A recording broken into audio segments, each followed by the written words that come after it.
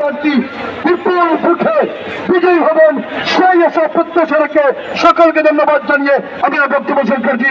আল্লাহ হাফেজ। আসসালামু আলাইকুম ওয়া রাহমাতুল্লাহ।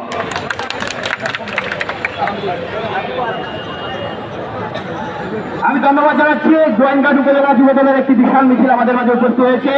কানাইঘাট উপজেলা যুবদলের একটি বিশাল মিছিল আমাদের মাঝে উপস্থিত হয়েছে। সেরা যুবদলের পক্ষ থেকে আপনাদেরকে অভিনন্দন ও মোবারকবাদ। সম্মানিত নেতৃবৃন্দ, আবারও আপনাদেরকে জানিয়ে দিচ্ছি আমাদের শৃঙ্খলা কমিটি আছে, প্রত্যেকের গলায় কাঠ ঝুলানো আছে।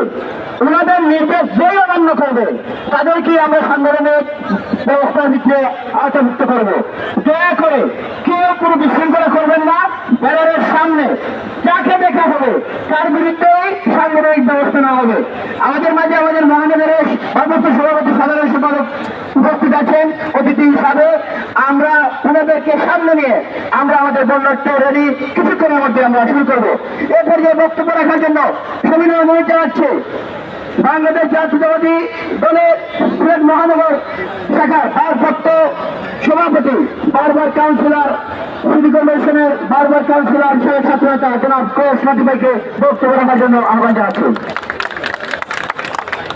আউযু বিল্লাহি মিনাশ শাইতানির রাজিম।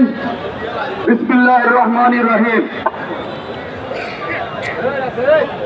বাংলাদেশ জাতীয়তাবাদী যুবদলের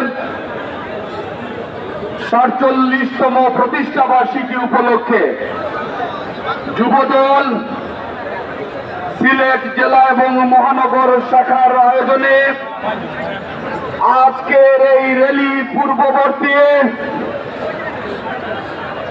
যুব সমুদ্রের এই সমাবেশে সংগ্রামী সভাপতি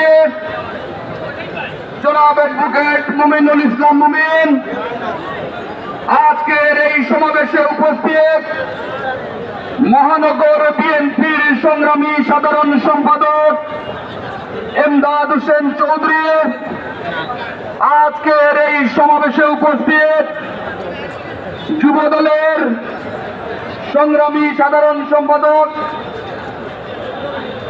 মহানগর যুবদলের সংগ্রামী সভাপতি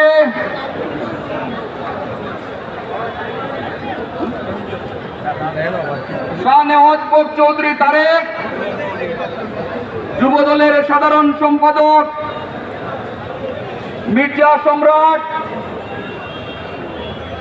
মকসুদ আহমেদ, অ্যাডভোকেট মুমিন সহ আজকের এই সমাবেশে উপস্থিত জেলা এবং মহানগর যুবদলের বিভিন্ন পর্যায়ের সংগ্রামী নেতৃবৃন্দ, আজকের এই ৪৭তম প্রতিষ্ঠা বার্ষিকীর র্যালি সফল করার জন্য বিভিন্ন ইউনিট থেকে আগত যুবদলের সংগ্রামী নেতাকর্মী ভাইয়েরা বক্তব্যের শুরুতেই বাংলাদেশ জাতীয়তাবাদী দল সিলেট মহানগর শাখার পক্ষ থেকে আপনাদেরকে সংগ্রামী শুভেচ্ছা এবং অভিনন্দন জানাচ্ছি।